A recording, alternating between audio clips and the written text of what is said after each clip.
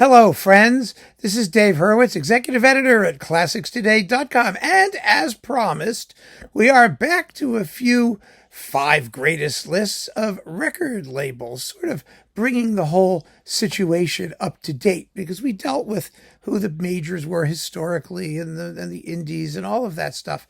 But now we're talking about the 5 greatest specialty labels today. Labels that explore particular repertoire niches and do so with extraordinary gusto and verve. Number 1 on our list, New World Records.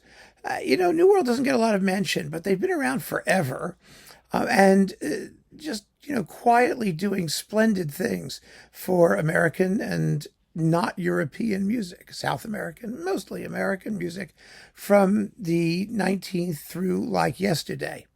And they have an extraordinary catalog of composers, both major and less well known, including, and artists, by the way.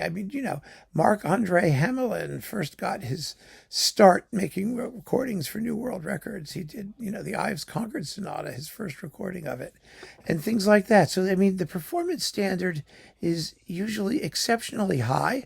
The recording quality is mostly fabulous. The notes and the packaging and presentation were always top-notch. Nowadays, I think they're mostly a print-on-demand label, or you can download things, I suppose. I've looked at their website recently, which is very well put together and nicely curated. You can go have a look at it. It's a splendid label with a catalog containing stuff to be found virtually nowhere else. So that's really a special thing. So New World definitely belongs on the list. Next, Dutton Vocalion. Dutton doesn't do a lot of advertising. Well, nobody in the record industry does advertising anymore. They can't really afford it. But they have a rather amazing collection of unusual British repertoire. And the fun thing about Dutton Vocalion is, aside from the strange sort of highways and byways of better known composers like Vaughan Williams and Bax, and people who you thought you knew everything of, take a look at Vocalion and you'll see that you don't. But they also, we thought that after labels like Chandos and Hyperion and people like that, like they did everything, and then Naxos popped in, and there was tons of stuff there, and it was very, very interesting because we figured, well, they've used it all up. Well, they haven't used it all up, as Dutton demonstrates. There's Richard Arnell and all kinds of people on there that you've never heard of who wrote gobs of very attractive orchestral and chamber music, and a lot of it is to be found there. So that's another label that is well worth checking out. Of course, one of the old standbys, CPO.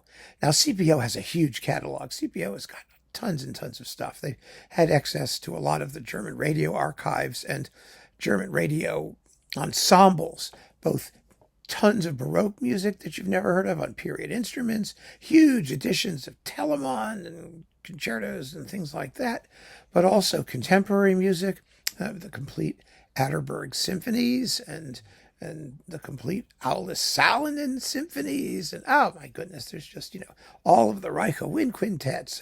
Spohr galore. Tons and tons and tons and tons and tons of stuff. And they're still churning it out. How they do it? Oh, it's impossible to understand. But they do.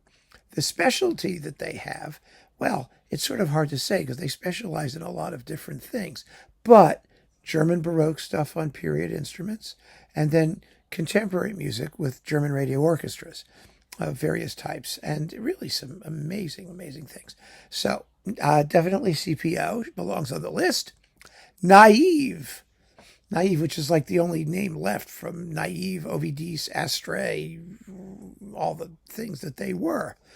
Fabulous, fabulous emphasis on Baroque music on period instruments. Right now they're like doing the complete works of Vivaldi. It's like insane with strange looking nubile women on their record covers.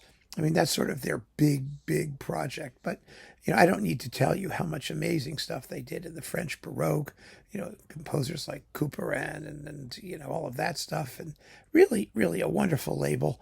And it's still around. It's still going strong. They're still churning it out. And good for them. Somehow they're managing to keep going. So that's lovely. And then last, but certainly not least, Supraphon. Supraphon has really managed to keep itself going at full force, not only with historical material, but also new releases. And Supraphon, of course, is the national label of Czechia right now, whatever it's called. They featured classic interpretations by Václav Talich and Josef Suk and the Smetana Quartet and Karel Ancherl. I mean, just, Karel Shena, just incredible artists. The Czech Philharmonic and other Czech orchestras, satellites, out in the provinces, but very good as often as not. And amazing repertoire full of, Czech composers, Novak, Dvorak, Forster, Fibich. I mean, such an incredible legacy to draw from. Janacek, Martinu, and they've kept it all going, and they've kept it all fresh and exciting, and given really, really fine artists a forum and a place to strut their stuff.